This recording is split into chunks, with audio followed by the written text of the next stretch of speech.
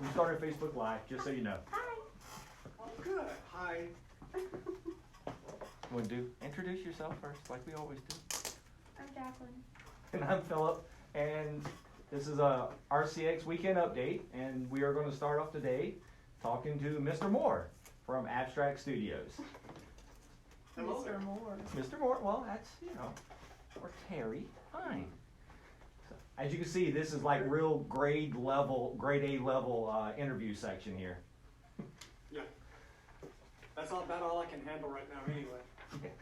Yeah, that's pretty much, I think, all of us at this time. Hey, thanks for wearing the shirts. Yeah, Thank you. that's Very cool. that's her favorite shirt. Thank you. Is that what you're She saying? just likes the ligature marks Yeah, that's my on the favorite. bottom. There's in issue 10 of 5 years, the last issue, there's a very interesting scene that happens with Rachel about her eyes and her ligature. Ah, very cool. Spoiler alert. Yeah. Watch for that. So how are you and the family doing at this time, being stuck in the house and not going anywhere? You know what? It's kind of like my life as usual. Because I just live in this room. You know, if I leave this room, comics aren't being made. So I really just try to draw all day and, keep my head down. So it's the same for me, kind of. Right. But Robin, it messes her up because she's the one who goes out into the real world and does the real stuff. Right. Yeah. She's the outgoing one, the talkative one. Yes, she is, and she knows everybody. Everybody knows Robin. Right. So she's much better connected in the comic industry than I am. Just know you guys and one other person. Right. Yeah. Well, that's it kind of goes back. We always kid. It's like, so we wonder how it is for Terry to like go to all these shows and make all these books that everyone's like, but they all go there to get stuff signed just to talk to Robin. Yeah. I know. It's not fair. She should be the one drawing the books as well, and I should just be carrying her bags. Right. Can she draw too? She has drawn a smiley face on my page before, and then I'll finish it out and leave it there. That's You know. funny. That's funny. A couple of her smiley faces have ended up in the books. She'll just lean over and just like pick up my pencil and just put a smiley face on the page somewhere, and I figure out a way to put it in there. That's funny. That's right. We'll have to look for Yeah. that. Yeah. That's pretty. Her funny. contribution. So I guess is this also getting you used to, like, I know at this point in time you're used to traveling with all the convention schedules, so around the U.S. and over to Europe and Yeah. stuff. So is this an adjustment for you of knowing that you're really supposed to be somewhere but can't be there? Absolutely. I mean, where we're supposed to be this weekend, WonderCon. Right. So, yeah, I mean, and typically we do like between say 5 to 10, 11 shows a year, and we count on them. I mean, that's factored in on how we're going to make this work. So yeah, that's a big deal to not have that. It's an adjustment, and we're still hoping that when everything opens back up, that the second half of the year is going to be really busy with scheduling, or the last third of the year, or the last fourth of the year, or the last week of the year. I'll take whatever they give us. That's right. You may have like after Thanksgiving. I know. Let's just put it this way: the shows next year are going to be gangbuster. Yeah, I would imagine. I imagine there'd be a lot of stuff going on then. I know it's probably pretty crazy and all that. Mm-hmm. So we know you're working on books. We know you're doing sketches. So like, are you currently reading any types of books, or what are you currently reading to try to keep yourself somewhat sane through all this, to just not stay in your room? Well, the guitar is what I use as my escape. Gotcha. And then I've been watching the old movies on YouTube. You know, I missed the old Turner movie channel. Right. Used to have Turner movies. They're all on YouTube now. So if you want to go watch a Charlie Chan movie or something like that, that's where you find it. You know, W.C. Fields, Marx Brothers, all that. So I've been watching a lot of the older movies again. I'd always read about some particular movies that I'd never seen, like some of the 1950s sci-fi Space Invader stuff, you know. Right. There's nothing better than a black and white movie made for $10,000 with a spaceship and a hot rod. I mean, that's everything you want right there. Yeah, that's true. And then I kept reading about, say, Boris Karloff made these detective movies back in the 30s. So I can find them now on YouTube and watch them. And they're not that bad, you know. So that's what I use. It's like when I can't sit in the chair anymore at the table, then I will I'll go, you know, find a lounge chair, sit back and watch a 60-minute movie. Gotcha. And I'll play guitar. Huh. That's pretty good. Yeah, I always like I was always impressed with like 12 Angry Men. Like here's an entire movie with just these actors in a room for 2 hours, and it's like, that's just unbelievably awesome. I know. That's one of those things that was just perfect for the stage, where everybody can have their characters and end up yelling at each other. That's one of those things where you see it in the theater in the round, in one of those places where there's only 40 seats, and there are guys that are on the small stage, and they're just barking and yelling at each other, and in the light, all you see is spit coming out of their mouth. Right. Yep. Exactly. And they're just spitting at each other. That's what, and I thought about that when they were saying, okay, you guys need to wear masks. Yeah. Because, you know, when people are talking to you, they're just, yeah. You know, and I thought immediately of those little theater in the rounds, those guys yelling at each other. It's just, I said, oh yeah, they do. Yeah, all that needs to just stop. Sometimes at a convention, we wish we had a spit shield. You know, if you get somebody who's talking real loud, and you know, there's like just like speckling. You think, is it raining? Yeah, like the post office here is using what? Shower curtain. Clear shower curtain. So you'll have to take that now to your shows. Yeah. Oh, I didn't know that was an option. That's what they're doing. Yep, they got clear shower curtains in front of them now. So they got like a little slit at the bottom, so For your box. So for your box or where you put the money to get stamps. Okay, I'm gonna have clear shower curtains at my table, and it's, you know, free to walk by and look at me. But if you want to shake my hand, it's $5. We open the curtain. Close the curtain. Or you could attach one of those rubber gloves like you clean with, and then you. Like Bubble Boy. Or just use the curtain and shake through the curtain. I hope. Yeah, exactly. I can get as neurotic as I need to get, I'll tell you. Yeah, I think. Well, that's what I was saying the other day. I was like, I kind of like wearing the mask everywhere now, so that just might have to be a theme.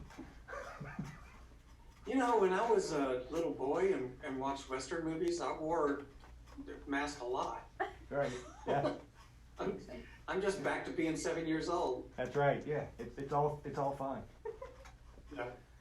So did you always have a passion for your guitars, or is that more of a later in life, or like from day one you were like the rock band Terry Moore that was like always playing? Yeah, from like age 13, age 12 or 13. Yeah, that was it. I've had one since I was that age. Gotcha. So yeah, always. Have you got anything like that in your life that you've been doing since you were, 12, 13, 14? Probably my whole escape on that is motorcycles. I use motorcycles as my escape. So I own like 5 motorcycles, and so whenever I need to go out and clear my head, I'll just get on one and just go.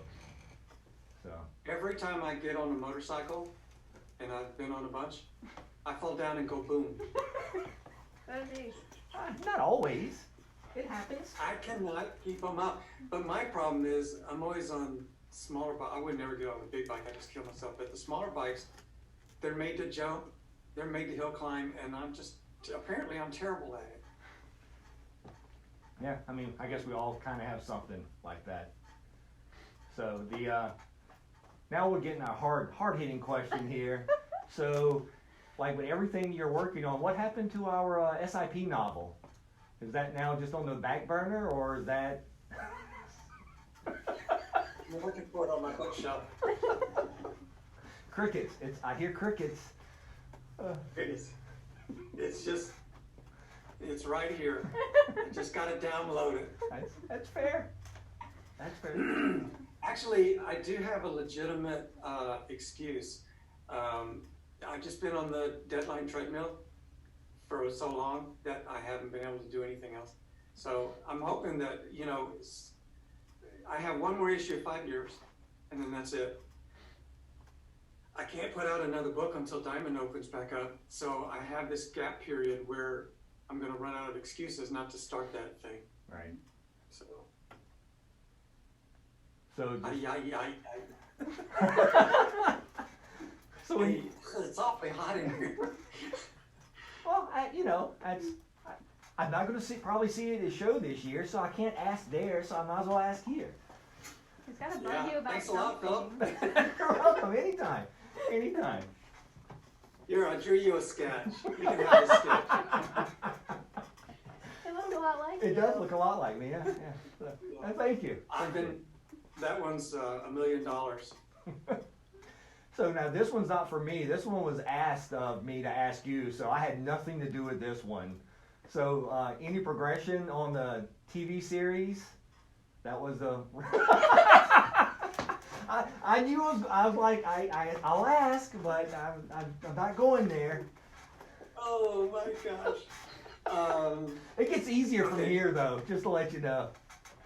And I do always try to answer this honestly. The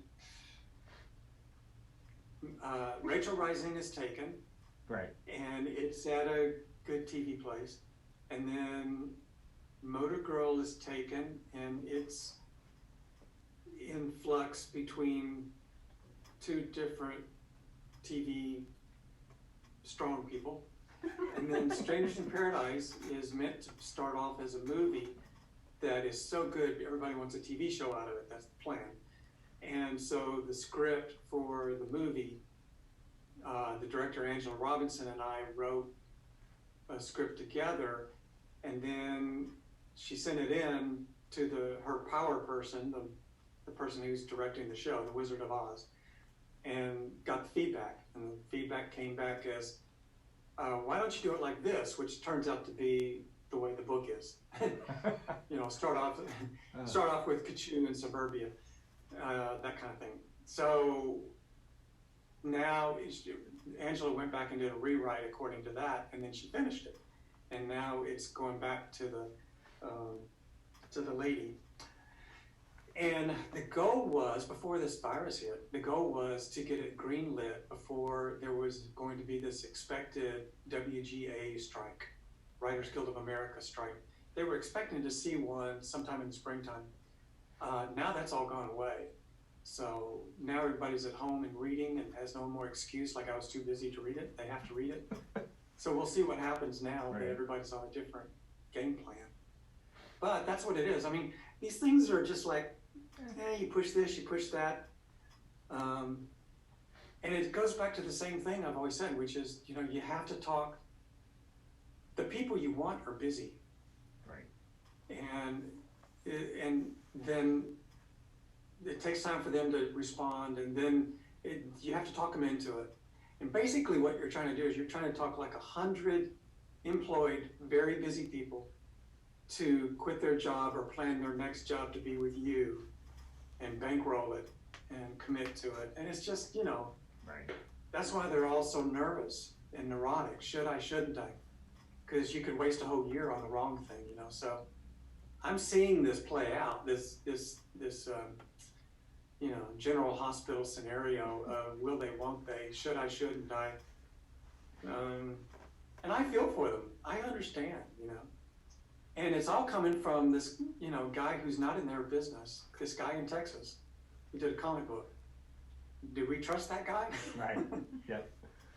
No. I understand.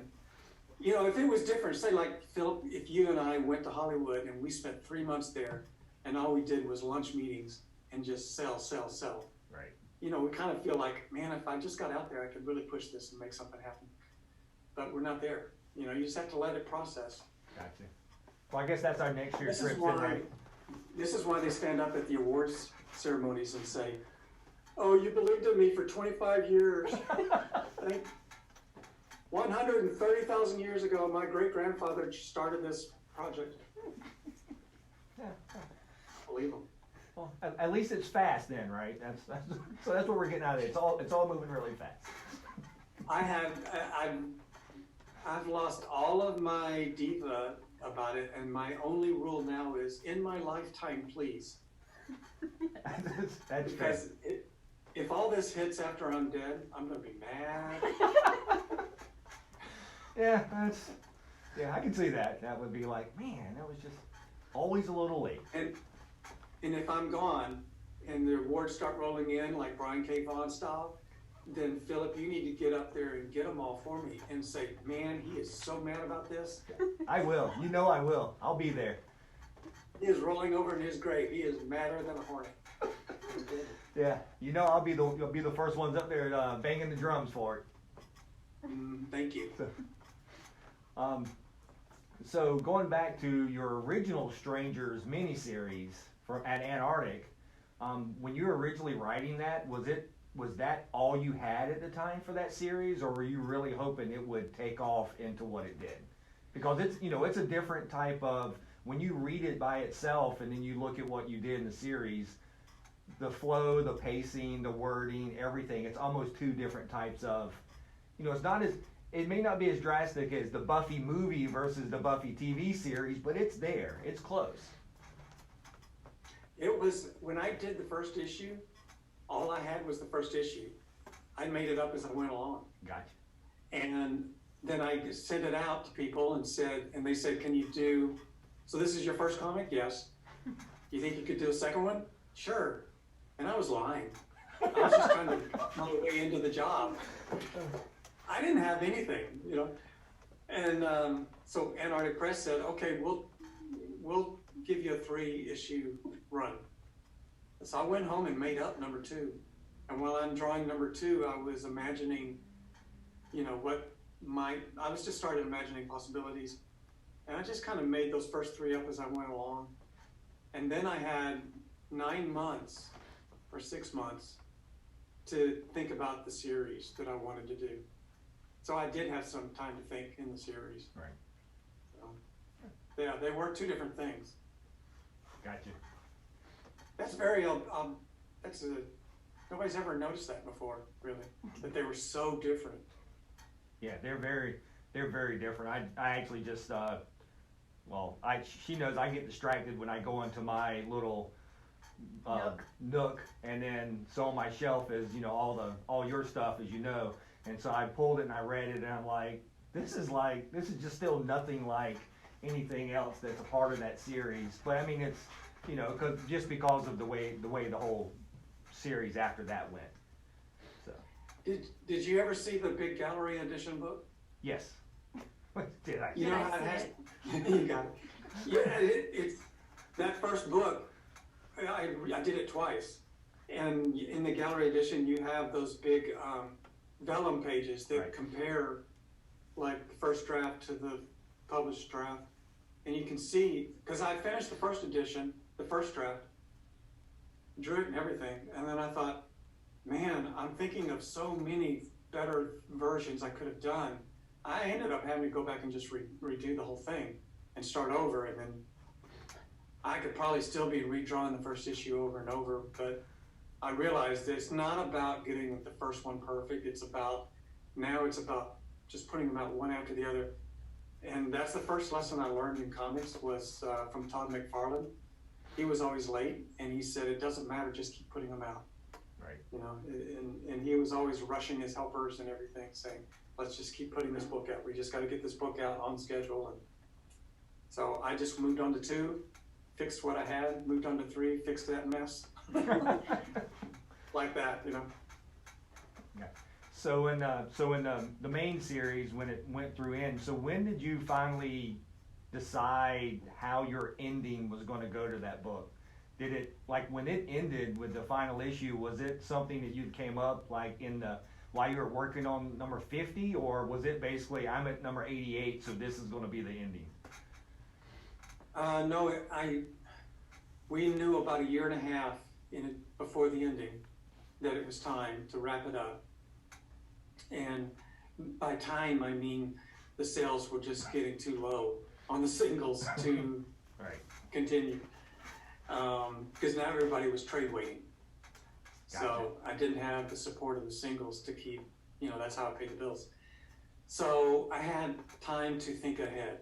And where was I on the book? I was probably about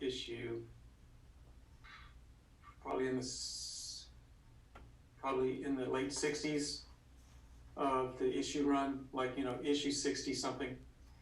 And so, I had it all worked out in my head. And I had two big options. Does he, doesn't he? And I waited until the last minute to make that decision. And then it was like that for other things. And then I just kind of went with my gut as to what was right. And by the time I got to the last 3 issues, man, I was just all about it. I was totally on fire.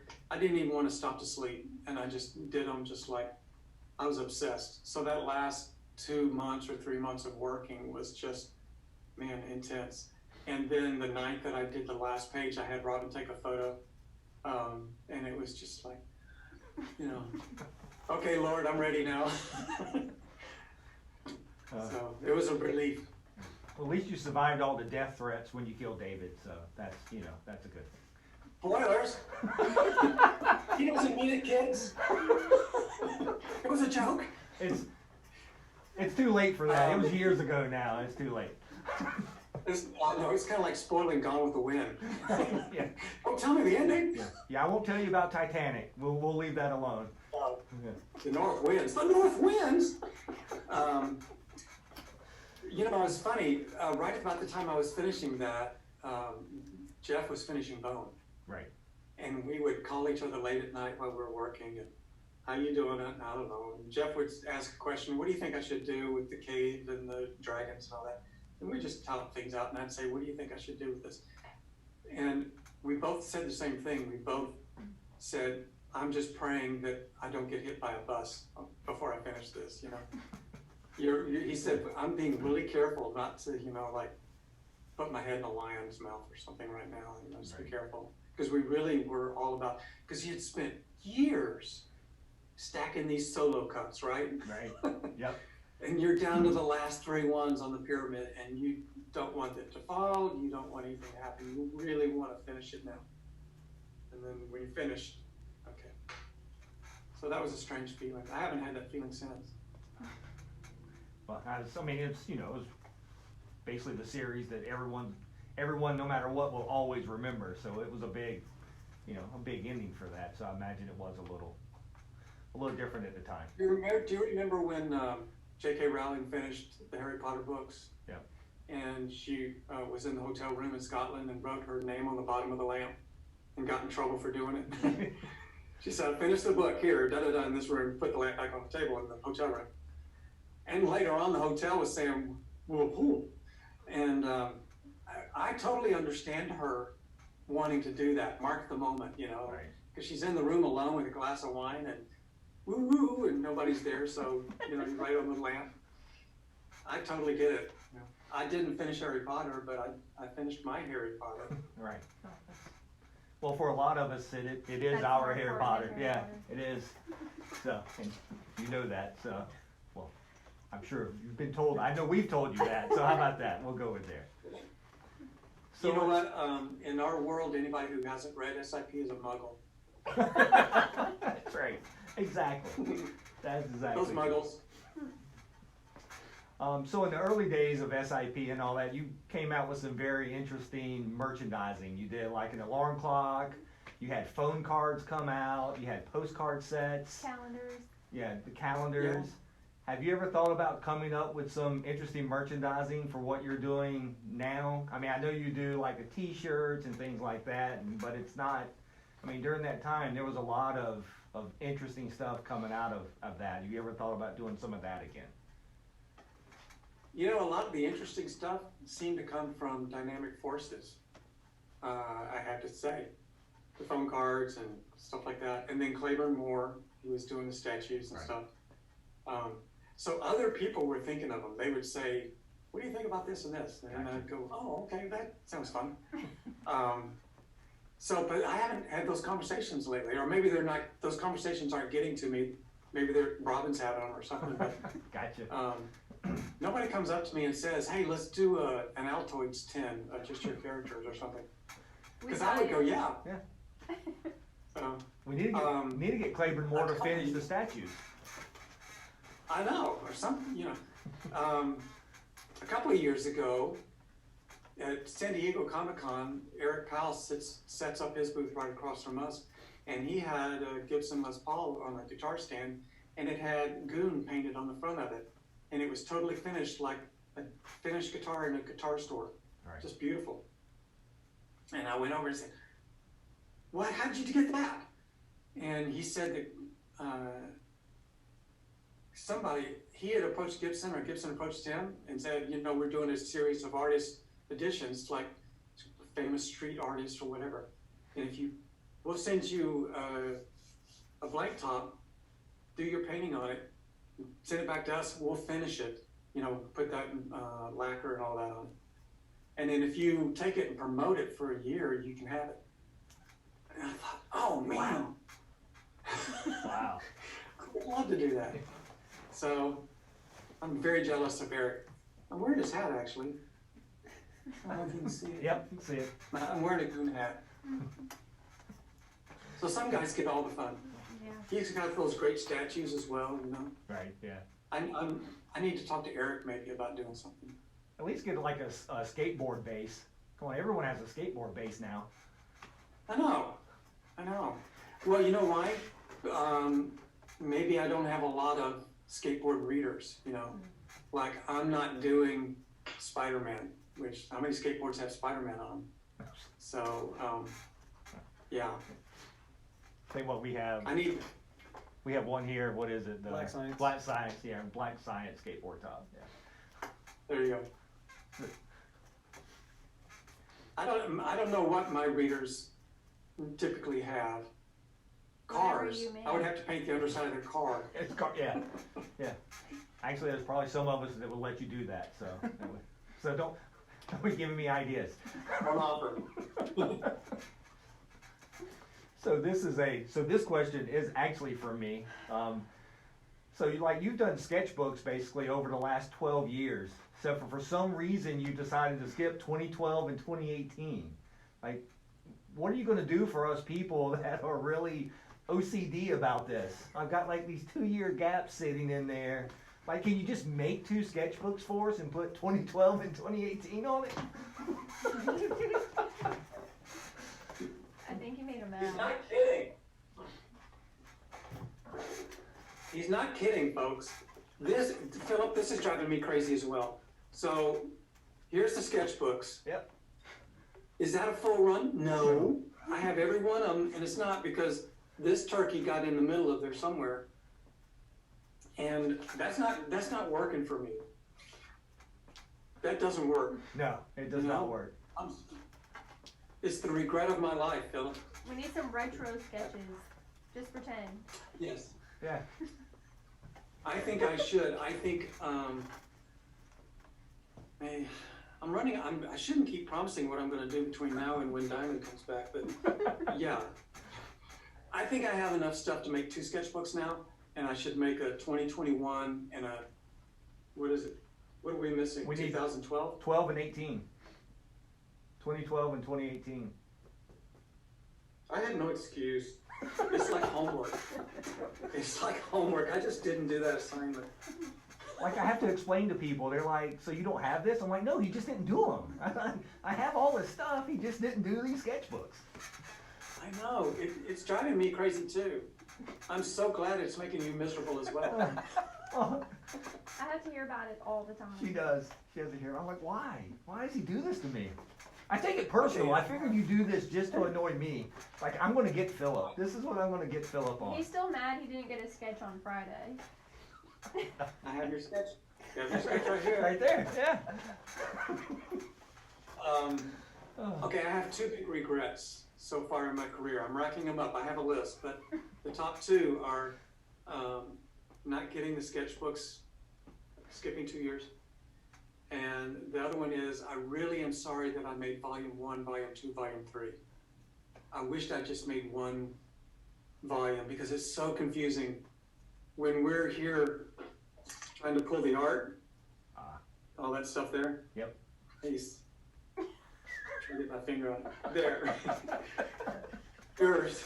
There's 4 tubs of art, and it's divided up by Volume 1, 2, 3. And when I was doing Volume 2, I didn't write Volume 2 on there because it was just Volume 1, Volume 2. We knew the difference. But now it's all over, and say I have somebody wants issue 11, page 7, and Robin is digging in there, and she's saying, "Is this, it's all they have is something out of the omnibus, and they say it's omnibus page number 531." And we're looking it up, and which one is it? Which volume is it? Which tub? Which folder? It'd be so much easier if it was just one volume, issue 1 through 90, or 107, issue 1 through 107. Right. Other than that, everything else is just absolutely perfect. Yeah. Well, live and learn, live and learn. Live and learn, next career. So when you do your sketches, you do a lot of circles in the background. Is there a meaning behind that? That started when Robin was saying it needs something in the background.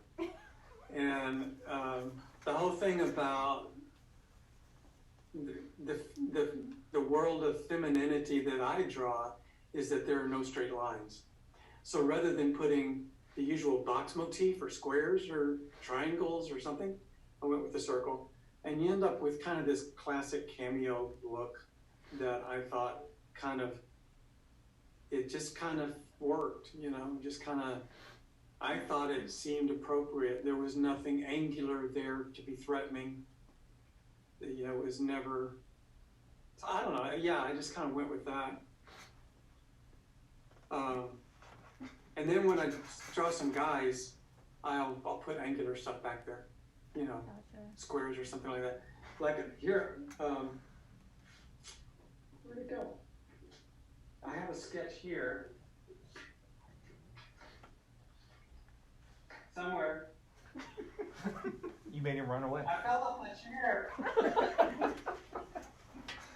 I can't find it. Oh well. I did a sketch yesterday of Earl and Jet. So it was a guy and a girl, and I did the half circle inside a square. So they're both represented. And it's the same reason why, like in the comic page, the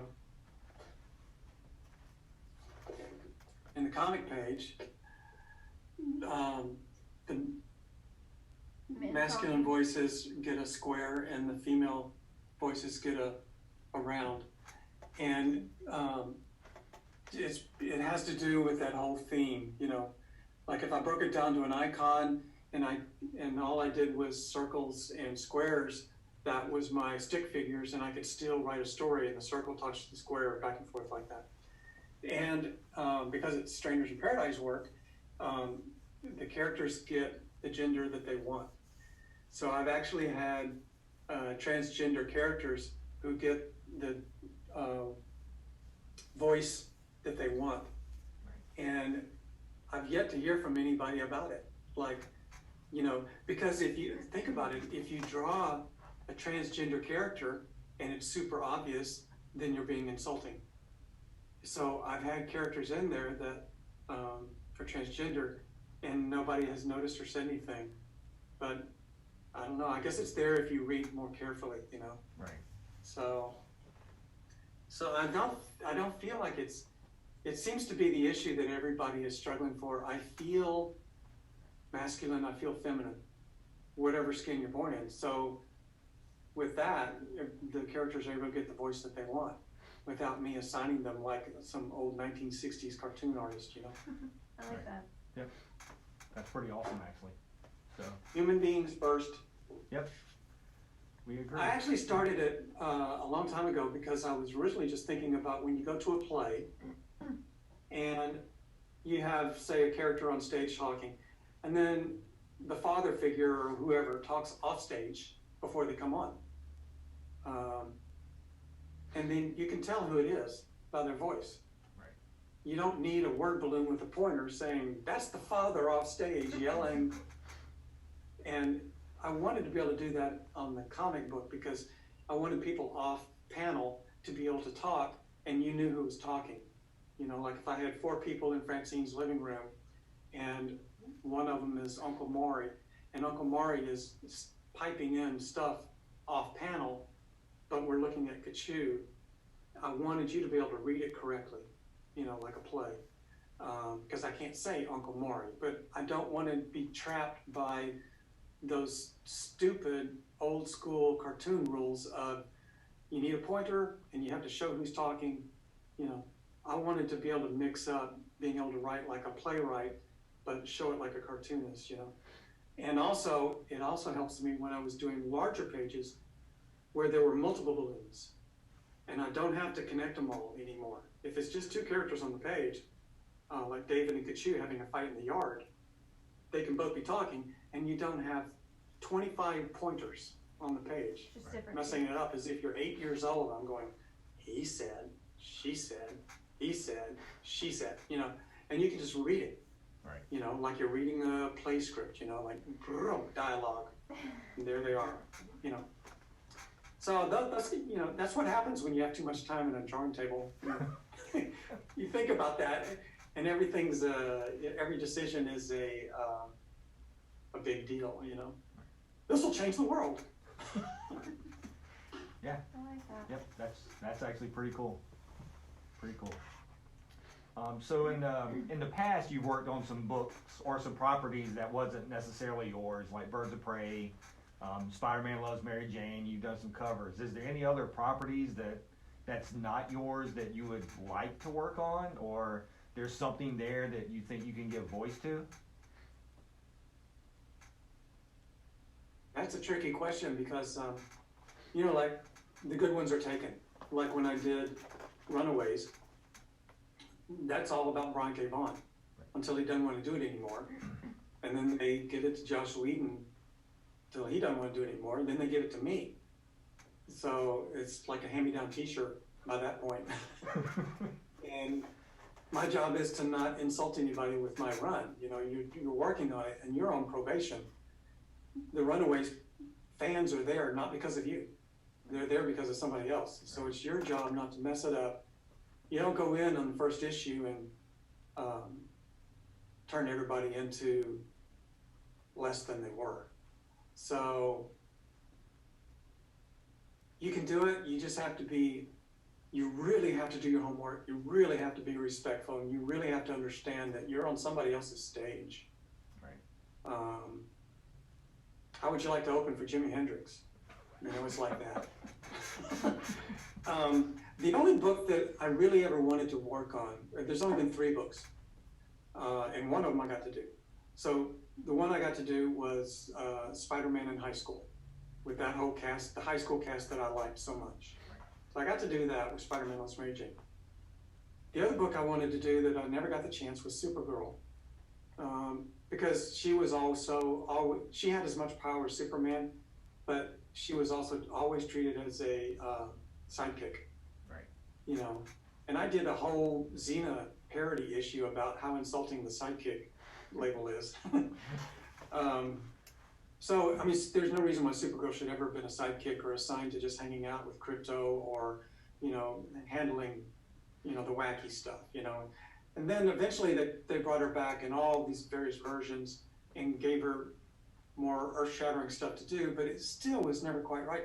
The only person, Peter David did a short 1-year writing spell on Supergirl that was beautiful, where she was, the old one was meeting the new one. And then Jimmy Palmiotti and Amanda Conner did a 1-year run on Power Girl that was very close to what a Supergirl book should have looked like. You know, a powerful person with a life. So that, anyway, that was all taken care of. That ship has sailed, and no looking back. The one book I really think I should have done, and I talked to the editor, Alex, about it. One time we were in a green room together, and talking about Batman. Right. Now, if you know anything about me, you know I'm bald. I have no hair. And you know I cannot stand Batman, which is the reason I should write him. Because Batman is about punishment and pain. This guy suffers for his, calling. So he should not be written by somebody that hero worships him. He needs to be written by somebody that hates him and will put him through the grinder, take him to the edge, And I can think of a million ways for Batman to die. And I would love to write him. I think Batman needs a writer on the Joker's side, and too many people are portraying the Joker as, that guy's just crazy, so we'll let him run wild for a while. Batman will kind of arrest him right at the last minute and put him back in the jail that seems to be made of butter. I mean, he just comes and goes as he wants, like he has a pass card. So, I mean, the time that I got so mad at Batman was the time that, the famous book where he blows up an atom bomb, kills 1 million people, and Robin, and then, spoilers, Robin dies. And then Batman takes this guy and, beats him up a little bit, like you would in high school, and then just puts him back in Arkham Asylum. You stay there for 2 days, you bad boy. And then he's out the next issue. That's awful. So that just made, that blew my top. At the very least, pull a Tom Clancy and pull out a .45 and shoot him in the knee. At least make it hurt. So that's what I'm looking for, is a chance to get at that guy. Just let me at him. That should be a fun series. And I have some positive Batman experiences. I mean, I loved him as a kid. And then one time we were in Baltimore, going to go to the Baltimore show, and we're in that hotel with the glass elevator. Right. And it was a football season, and 3 linemen get on the elevator from the Baltimore Ravens, I guess. So Robin and I'm 5'10", Robin's 5'4". These 3 guys stand in front of us and face the elevator door, and we're trapped at the back wall. I swear I'm 5'10". I'm looking at this man's butt. I'm eye level with his belt.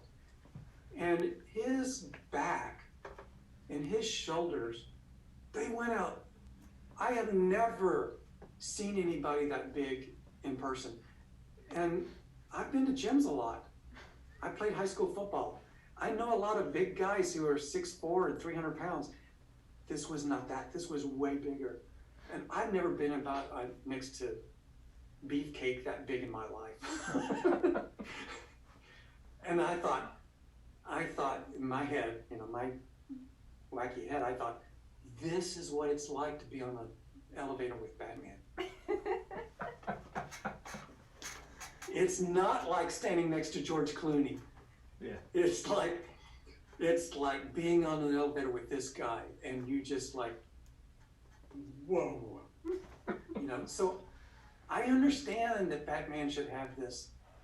He walks into the room and that's all you see. They say that about George Washington. They say George Washington was much taller than everybody else and quite a figure. And his horse was taller. He had a white horse.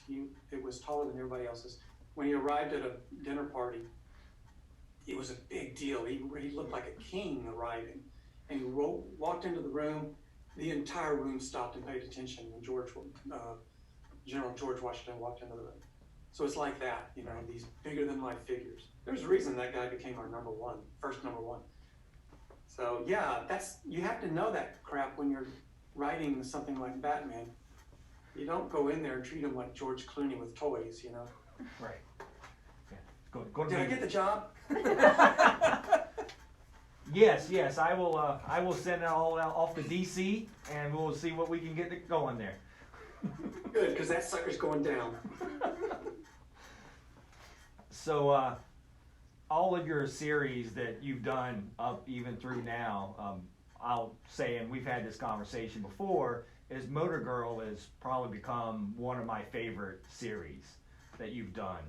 So, how were you able to capture that emotion from Sam's story? I mean, talk about being put through the ringer and coming out, you know, a different end. I mean, there was a lot going on with this character and a lot that she went through to become basically who she was.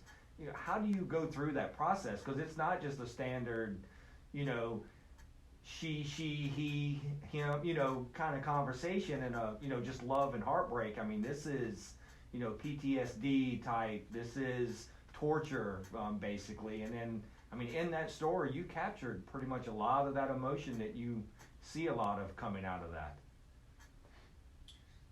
When I was getting out of high school, half the guys in my class enlisted.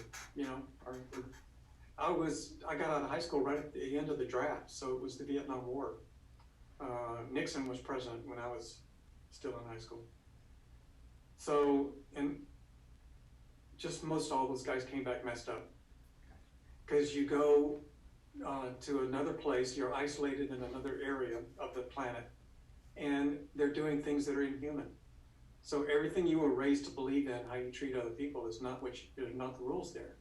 And it really messes with your head, the things you see and do, and the things that are done.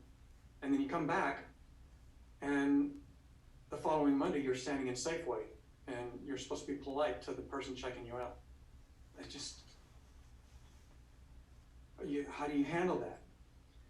So, ever since I was 18, I've grown up with my friends, going there, coming back, going there, coming back. My number was like 675 or something like that, and they were up to the 400s, you know, and it was just a matter of time. And then they stopped the draft. So, my whole life, it's been one war after another. It was Vietnam, and then it was Desert Storm, and then it was the follow-up, and then it was Afghanistan, and it's just not ending, you know. Right. So, I mean, who doesn't have friends and family that have come back? And you hear the stories, and the stories don't come out by people coming home and just talking freely. The stories come out by being really, really close to somebody, and then finally they can't talk for a long time, and then finally one day they start opening up a little bit, and you realize how deep that goes. You know, it's just the tip of the iceberg, and you think it just blows us away. So I'm thinking about all that, processing it, and thinking about the coming back part. You know, when I watched The Hurt Locker, the part I was interested in was the coming back part. How does he handle that? And you know the answer to that. Yeah. And then there was also I remember when they were advertising, this is a little sidetrack, but it's still relevant. When they were advertising the Tom Hanks movie where he was lost on an island, the trailer was 3/4 of it was him lost on the island. The last fourth of the trailer was him coming back. Right. And and I wanted to watch that movie so bad just to watch the comeback part. I suffered through all the Robinson Crusoe just so I could see this super interesting 20 minutes of coming back. Right. How do you do that? And so I had all that in my head. And I wanted to mash that together. So if you took The Hurt Locker and mashed it together with Wizard of Oz, where, you know, what are the rules? What is reality? What are you dealing with? Have you really gone on this long journey, or did you stay in one place the whole time? Right. So, I don't know. It was just all in my head. And I was thinking about it. I was wrapping up Rachel Rising, and I knew that this is what I wanted to do next, and I was going to go straight into it. And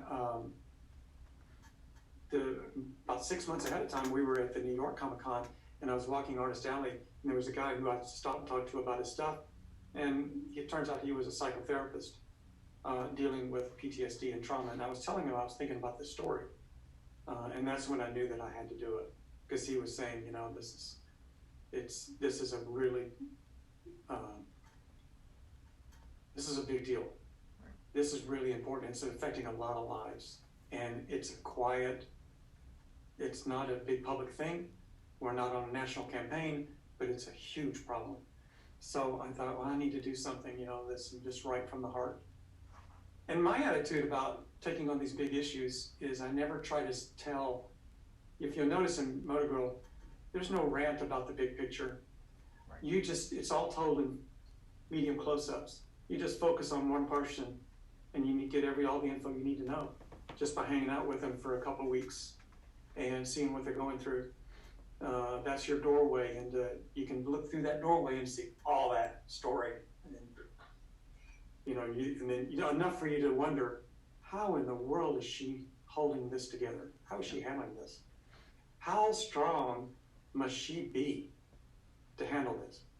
And that's why in the story I put in some other things to give you some relativity, like, oh, 2 bouncer bruiser guys from Vegas running up at you to kidnap you, no problem.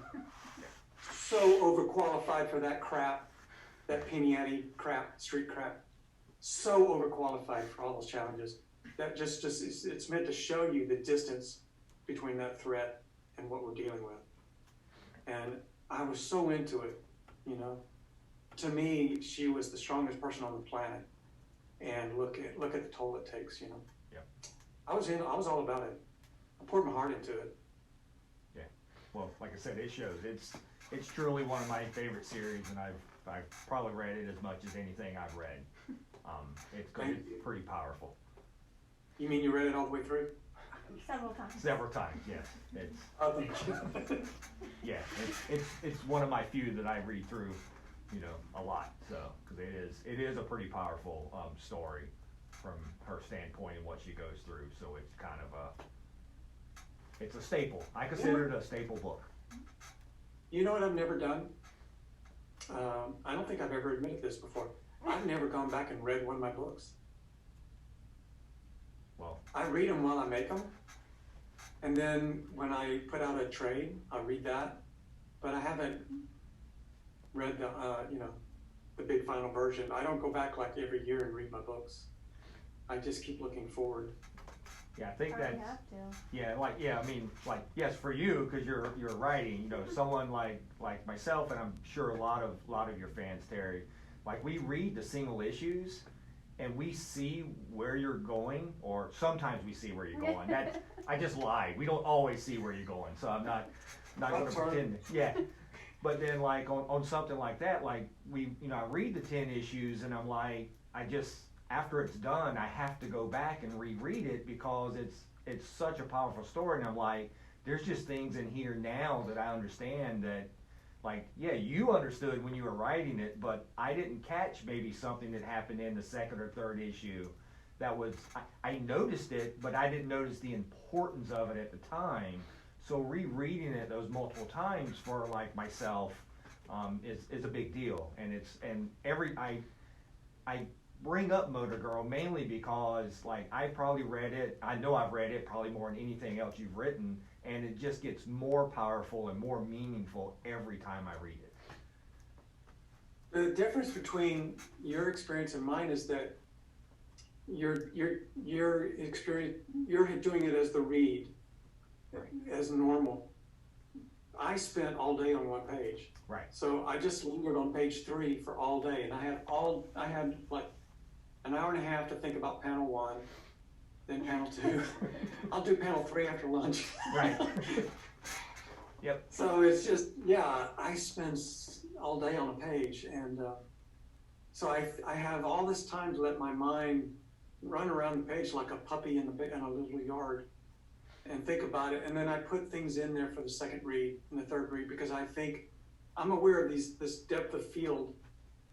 There's the talking heads in the foreground, and then there's that background that you might look at for reference, there's always this middle area that is overlooked. And that's where you put things in there for the second read, and where you can put symbolism and markers and Easter eggs. You know, I call them Easter eggs. They're just little things you could hide. If it's something happy, I might put a little mouse looking up from behind the cushion of the couch. Or it may have something to do with, you know, I try to put in symbolism and stuff like that because I really believe in subliminal advertising. So like, if I make a picture, I know the difference between drawing a picture that makes you feel calm and drawing a picture that makes you feel nervous. Right. And you have to use that, you know, if you're gonna make comics, if all you know how to do is just do it one way, but if you know how to use all that stuff, you know, and throw all those different angles and lights in there, you know, this one page makes you happy and the next page really turns you off, but it works in the story. And then you turn the next page and, oh, now we got our revenge, you know. You want to be able to ride that roller coaster. Right. So you have all day to think about how to make that work. Right. Yeah. I guess it's like shooting a movie. You know, you spend all day on 1 minute. Gotcha. It does. I'll let you ask the next one. 'Cause Is Zoe based on someone you know in real life? Oh gosh, no.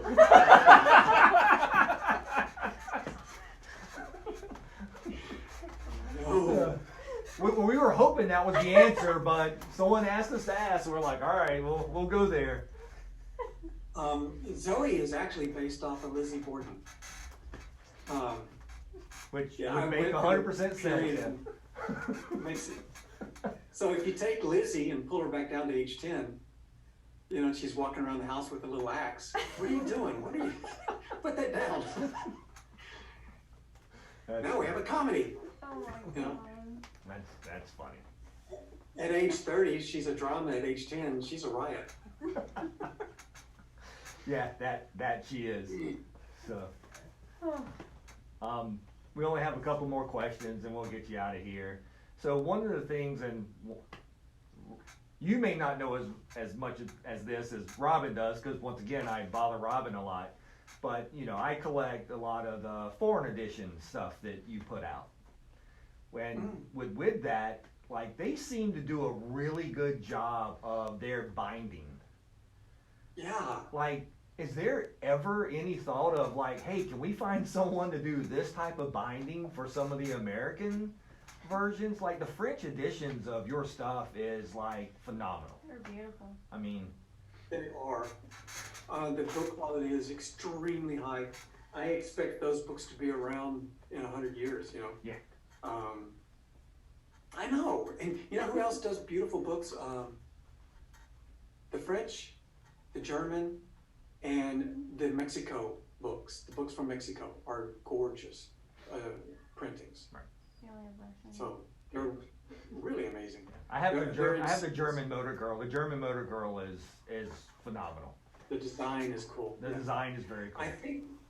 I think maybe the reason is, one of the things is, well, first off, you're dealing with the best designers in Europe, you know, as opposed to, I'm a cartoonist and I just kind of slap something together on Photoshop and, hey, send it off to the printer. Gotcha. But over there, you've got guys who drive BMWs and make a living in turtlenecks with, like, we shall move it like this. Oh, yeah. And also, I really suspect that there's no forestry laws over there, and they're printing those books with 200-year-old Brazilian rosewood, because the paper quality is just, I mean, we don't have placemats as nice as the paper in those books. No, we don't. It's like I said, it's the quality of a lot of that is very astounding to me how it is, and it just looks so different being on a shelf. And of course, the French editions are so nice because they're just white. It's just this white book with your image on it, and it just really pops. And so, you know what? That French edition is I can picture that book on Audrey Hepburn's bookshelf. That's how good it is. Yeah. It just looks, it has that elegant look, you know. Should have it there right next to the book on the Beautiful Crystal or something. Just because it's a looker. Right. Yep. Yeah, no, they're good. They're, you know, design is and good taste is what they do. Yeah. I wish that they would do a version first and then I'd copy them and put mine out. Yeah, that would be nice. Maybe I'll show it. I'll show them the stuff first next time and just say, "What would you do?" That's right. I have some ideas, but what would you suggest? Yeah. Yeah. Exactly. Yeah, I was going to use a photo of a garbage can. What do you guys think? Yeah. How about a single green apple on a white background? One bite taken. Yeah. Exactly. Yeah. So now that you're actually wrapping up 5 years, where do we go from here? We know you're working on number 10. We just got number 9. That just came out, last week, right? Yeah, last week, whatever. It's a What week day or is two. it? I don't Yeah, even know. some day of the week. And we know you're working on 10. So like, where do we go from here? What do we have to look forward to coming out once Diamond is back up and books start shipping again? You know, what do we have looking forward to? Hello, Richmond Comments. You know whose character has their entire series in front of them? Zoe. Mm-hmm. I mean, that girl is just getting started, and she has her fan base is mighty. Yeah. So it's Kachu and Zoe is basically how it is. So, and Kachu, I mean, at some point, let her enjoy a holiday. You know. Right. You don't want to take anything away from her. Zoe, man, she's, you know, she has a really interesting turn of events in issue 9 and 10 of 5 years. So you can see where it's pointed, and you can really picture her next year or 2 or 3. So it just seems kind of logical. We'll see. We'll be waiting. It depends on, you know, I may get run out of the business, and if I'm run out of the business, then you guys will have to do it. Now we'll just leave it to you. But we're doing what we can to help support, you know, and fund this project. Absolutely. Absolutely. How are you guys doing? You good? Yeah. You okay? Yeah, we're doing all right. Okay, you A know. lot of mail orders? Doing mail orders. We're basically doing deliveries, curbside. The state of Virginia hasn't actually made us close our doors because we're retail. They're just telling everyone not to come see us. Yeah. But they're not telling us to close, so we've been spending a lot of time, you know, going through back stock and basically getting ready for when we can reopen. You would think we could just use the curtain, you know, the shower curtain. Yeah, exactly. Let them come up to the counter and get it. Yep, exactly. So we're doing, you know, but we're doing fine. It's just like everyone else, just kind of waiting for everything to open up and trying to stay out of everyone's way and see what happens. You know what? You guys are not the kind of store that is in big trouble, because I can tell just by looking at the back wall there how diverse you are. You know who's in trouble? The people that only order the top 50. Yes. Those guys are screwed. Yeah. I mean, I shouldn't go on record saying that, but I mean, if your whole business was based on Batman and 2 books, I mean, Yeah. good luck. Well, I mean, that's, you know, one of the things that we deal with is we still, like, we don't just use Diamond. We use Penguin, we use Scholastic. Yeah. You know, we have Ingram, so we have like a 450 square foot all ages section, and we're still getting new books every week that we can ship out because Scholastic and Penguin and them, they're still shipping. They haven't stopped anything. So. Right. The kids are still reading. They're still, and if anything, you have a captive audience. They need more reading material now than ever. Right. So it's just the delivery system that's changed. Yep, and that's exactly it. So like we do, you know, your curbside, people will come up and say, hey, run this out. So we'll, you know, cover up and run it out. Or we've done deliveries where we'll just like go by someone's house, put it on their front porch and leave and things like that. So there's still no contact, but people are getting their stuff. They don't seem to mind it with Amazon and all the grocery deliveries. Exactly. No, exactly. Yep. So it's working out fine. And And I'm hearing fantastic things about Amazon's business. Yes. I mean, this is just, exactly kind of what their dream situation would be as far as business-wise. Everybody wants us and everybody uses us now. And so, yeah, you just adapt. And Right. you know what this kind of reminds me of? It reminds me of how many formats the music industry has gone through. Right. If you bank everything on CDs, you're in trouble. Right. Exactly. Just change. When you change, just change. Yep. And people like, you think about the old guys rock stars who have been through all these different formats. They don't care if you buy it on which format you buy it on. Just get it. Right. Yep. So, and the delivery systems are the same way. Yeah. But I still need about everything I see on your back wall. You want the shield? I think I'm gonna get it. Send you the Including shield. the shield. Yeah. Yeah, we could do that. So.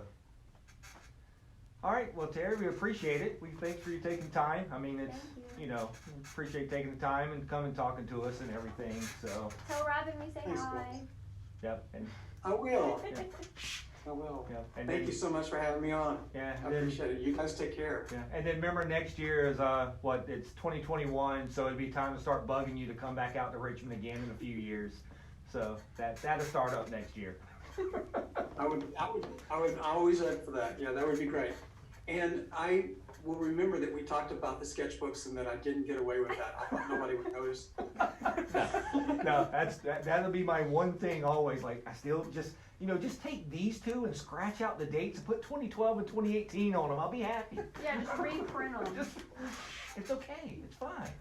I feel your pain though. I'm OCD. I feel it bothers me every time I have them up there because, I'm missing those two and I'm also missing a copy of the Pocket Editions issue 5. It's driving me crazy. I have to go to the warehouse and get one because I can't sleep until it's there. That's funny. So. Yeah. All right, Well, sir. thank you so much. Thanks a lot. Thank you. We'll talk to you soon. Bye. Bye. Oh. Oh, talk to the camera here. Just give us a minute. We're gonna rearrange. We're going to yep, a little bit. Oh, I can't minimize. Here, I can close the in meeting for all. There we go.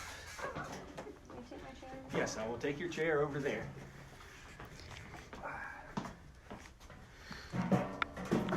So you can zoom back out.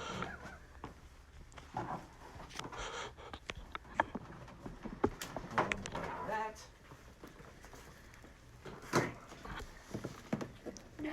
Well, thanks everyone for joining us for the interview. We're still going to do our normal little show, and we will announce our giveaway from last week, and then we actually have a Terry Moore giveaway for this week. So we will get to that in just a second, sooner than later, maybe, sort of, kind of. I've lost my mouse. I unplugged it. Let me move the speaker here for everyone to hear and see if I can kick this. Nice motorcycle. Thank you. It's one of my motorcycles. As you didn't know that. All right, so once again, thanks for joining us for our Terry Moore interview. And I thought that went pretty well. So I didn't fan out as much as you thought I was going to fan out. Fanboy over here. I'm just saying, it didn't happen nearly as bad as you thought it was going to be. So, that's all I'm saying. That's all I'm saying. All right, so we'll go here. Once again, thanks for joining. And, Hold on. oh, sorry. So, last week we were doing a giveaway for this variant cover of the Joker, so we're going to announce our winner. Would you like to do the honors? Sure, the winner of our Joker cover giveaway last week was Dennis Updegrove. So he's actually one of our subscribers here, so we will be putting that in his box for when we ship out to him. So thanks, Dennis. We appreciate it. And then the giveaway for this week is Terry Moore related. So you would win a copy of Strangers in Paradise 25 number 1, also a variant blank cover of number 1, and a 20th anniversary Strangers in Paradise signed by Terry Moore, a bookmark, The new bookmark. A new bookmark. Not the old bookmark. I don't have any of those. And a Kachu tattoo. So what do they have to do to win? You tell them, Philip. You go right ahead. You've done as well. Okay, like our video and comment in the comment section your favorite Terry Moore series, or if you haven't read one, which one you're looking forward to the most. And maybe there'll be 2 additional winners for number 1s of Strangers in Paradise 25. Sounds good. Thank you. You're welcome. So then on the hills, not things you run on, but the bottom of your feet. Next week, we will be interviewing Morgan Perry from Boom. She is their retail sales coordinator. So she will be here. Sorry, I had a little bit of coffee there, stuck. You're just fidgeting. I am fidgety. So she'll be here next week talking all things Boom related, talking about the industry, about where we're at right now, what Boom has been doing to help retailers get on their feet. So Morgan will be joining us next week, which should be a fun interview. She lives on the West Coast, so That might be pre-recorded. yeah, we're still working out everything with Morgan. We hope to have her here live, but it will be 9 o'clock on the West Coast, so we'll see what kind of Saturday night she has. Every day's the same quarantine. Yep. And then once again, we'll just do our coronavirus update really quick. We're still doing appointments, shipping books, deliveries, curbside delivery. Our storefront is still open, even though technically you're not supposed to be able to come in. You're supposed to stay home. But we're still here. Nothing has changed on the diamond front of shipping single issue books. Everything is still on hold. I'm sure there's conversations going on right now, but there's nothing official. So if you're hearing stuff on the web or you're hearing rumors or anything like that, nothing is official out there. Everything is still up in the air. We hope, just in general, the way everything is going, we're hoping to hear something, by the end of this month of when things start up. But, there's a lot of rumors going out there. There's a lot of experts who say this is going to happen, and there's not a single retailer or anybody right now that knows exactly what's going on. So we will let you know as soon as we hear. So just don't kind of fall into that trap. It's a trap. It's a trap. Diamond is doing everything they can to make sure everyone's safe and then get everything going. They're working with everyone. So we'll be back up as soon as we can. So yesterday we had our first virtual book club talking about Once and Future. It was super awesome. Went really well, I think. Felt like the little Brady Bunch on the screen. That's fine. And then in 2 weeks we're having our first mature book club after hours, and it's the Boys Volume 1. Correct. So April 25th at 7 p.m. with Tommy. And it's still virtual. Zoom. So Philip will be posting that link probably the day before. So if you're not part of our RCX Book Club group, go to our RCX Book Club group and join, and that's where the link will be posted. Probably the Friday before so it'll be 24th. I had to look at the date again. Sorry. So it'll be posted on that day on the 24th. So we did finally get in our copies of Gotham High. So we have, I think, 3 copies. If you would like one, come and get it, or we can ship it, or curbside, or all those great things that Philip already talked about. This is about Bruce Wayne, Selena, and Jack while they were in high school. Next slide, please. And then also on Tuesday, Witchlight comes out. I talked about this a few weeks ago. The story of the queer witches was really fun. And Dancing at the Pity Party is a memoir. This woman lost her mom, and it's just a memoir about that. So these 2 are young adult books that are new, coming out on Tuesday. And then for all ages, we have Sonic the Hedgehog, Tangle and Whisper. What else do I need to tell you about that? Sonic. He's fast. Zoom, zoom. That's book club.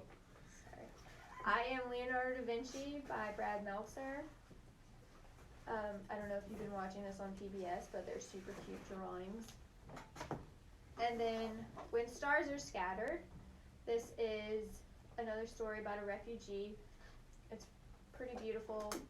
And we're also going to be reading this for a book club in July, so you can go ahead and get your copy. And all the soft covers are signed by the writer and the guy that it's actually about.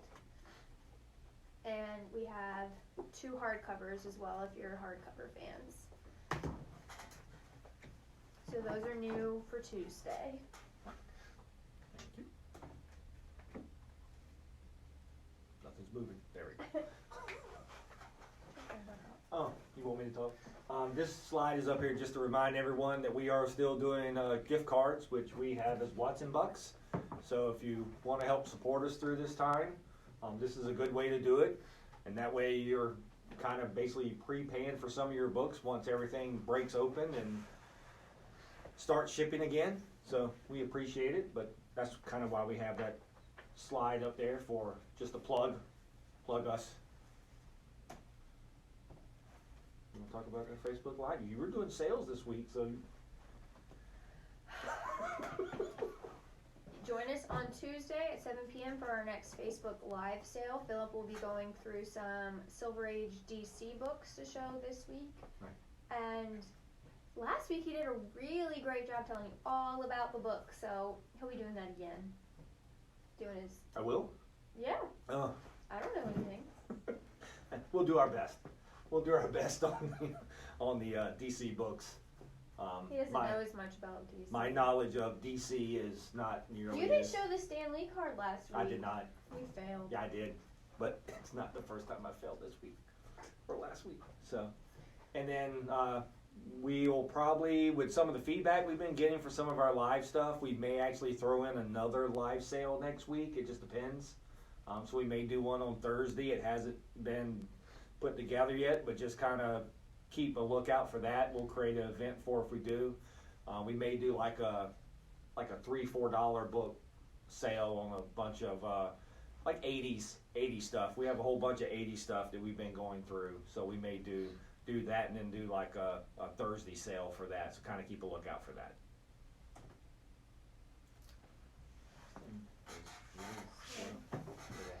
There we go. So just a reminder, we're doing another giveaway this week for some Terry Moore goodies.